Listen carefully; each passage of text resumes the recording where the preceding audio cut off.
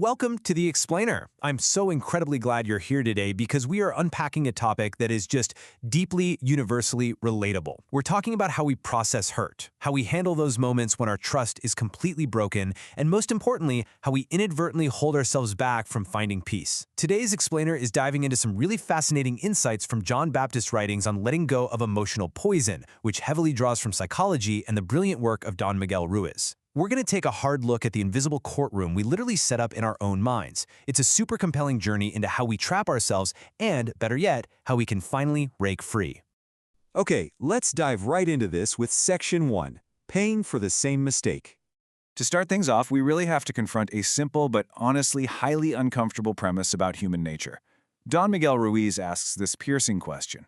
How many times do we make our spouse, our children, or our parents pay for the same mistake? Ouch, right? It's an uncomfortable question because, well, if we're being completely honest with ourselves, pretty much all of us have done it. Someone hurts us, a harsh word is spoken, trust gets broken, and a wound is created. But instead of letting that single event just be a single event, we stretch it out. So let me ask you directly, have you done this? I mean, really think about your own relationships right now. Have you ever found yourself bringing up something your partner did, say, 5 years ago?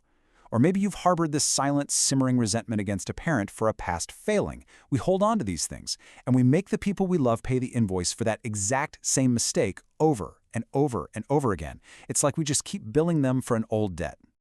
Which brings us to Section 2, the science of rumination. So why on earth do we do this? Well, we're moving from emotional reflection into the actual clinical reality of what happens in our brains when trust is broken. Because this isn't just a quirky personality trait. There is hard science behind this habit. Psychologists actually have a specific term for it, rumination. It's the psychological habit of repeatedly revisiting painful experiences in the mind. Think about lying awake in bed at 2 a.m., obsessively replaying an argument from 3 days ago, wishing you had delivered that one perfect comeback. Yeah, that is rumination in action. And the research on this is absolutely clear.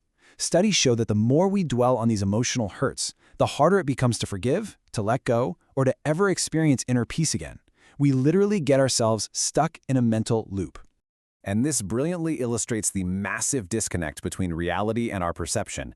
Think about the event itself. It happens only once. The moment passes, maybe apologies are offered, and physical life just keeps moving right along. But then look inside the mind. Inside us, the event happens again and again and again. Days later, weeks later, maybe even decades later, we are hitting play on the exact same memory. We remember exactly what was said, precisely how it felt, and exactly what it cost us. And with every single replay, the pain returns just as sharp as the very first time. Now let's move to Section 3, Meet the Inner Judge. To really understand this state of rumination, it helps to personify it. We need to give it a name so we can step back, observe it, and critique it. Ruiz calls this internal voice the judge, while clinical psychology often refers to it as the inner critic. Whatever you want to call it, its behaviors are incredibly destructive. This is the part of us that keeps a meticulous running score. It acts like a relentless prosecutor, right? It's constantly reopening old wounds and quietly, methodically building an airtight case against the people around us. It logs every slight, files away every careless comment, and just waits for the absolute perfect moment to present the evidence. The core problem with this internal courtroom is the type of questions the judge is asking. The judge rarely, if ever, asks the helpful question, what will help me heal? No. The judge demands to know who was wrong and who still owes me. By obsessing over these toxic questions, the judge builds immense emotional tension. It keeps us anchored tightly to the injustice, completely preventing us from navigating toward any real recovery. Section 4, who carries the weight? This brings us to a really critical turning point. We have to ask ourselves, who is actually carrying the weight of all this judgment? When we set up this internal courtroom, who is truly serving the sentence? The heart keeps living in yesterday. When we ruminate, our physical body might be sitting right here in the present day, drinking a coffee, going to work, chatting with a friend.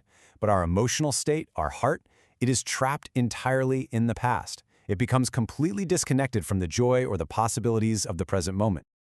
So the crucial point here reveals the absolute irony of the inner judge's courtroom. Let's weigh the intention against the reality. Our intention is to punish the person who wronged us. We withhold affection, we stay angry, we keep score, all because we want them to feel the heavy weight of their mistake. But the reality? The reality is we're just trapping ourselves. We're the ones continuously reliving the injury. It's like that old saying, holding a grudge is like drinking poison and expecting the other person to die. Meanwhile, our spouse, our kids, or our friends might unknowingly be carrying the weight of wounds they thought had completely healed years ago. Finally, Section 5, Closing the Courtroom. We simply can't stay stuck in that toxic cycle. So, how do we actually shut this down? Let's move to the solution and see how this builds into 3 active, conscious steps for finding healing. Step 1, notice the courtroom within. Awareness is quite literally everything. You have to catch yourself in the act of keeping score. When you feel that old resentment bubbling up, label it. Say to yourself, okay, the judge is in session. Step 2, accept you cannot erase what happened. The event is real. The pain was absolutely real. But fighting the past, that is a battle you are going to lose 100% of the time. And step 3, choose not to keep rehearsing the event. You actually have the power to consciously press stop on that mental replay button and forcibly shift your focus back to the present. Now, what's really interesting about this is how it completely reframes the concept of forgiveness. A lot of us refuse to let go because we totally misunderstand what forgiveness actually is. Look at what it is not. It is not denying the wound. It is not excusing an injustice. And it's definitely not erasing your memory of the event entirely. Instead, look at what it is. It is simply refusing to let yesterday keep poisoning today. Forgiveness isn't a pardon for the other person. It is literally an emotional survival strategy for you. And as we near the end of our explainer today, I want to leave you with this final, incredibly powerful twist from the source material. Sometimes, the person the inner judge has been condemning the longest is ourselves. Boom. We spend so much energy projecting our judgment outward, building these massive cases against our family and friends, that we often totally miss the fact that our inner critic has been ruthlessly prosecuting our own flaws, our own mistakes, and our own past right alongside them. Which leaves us here.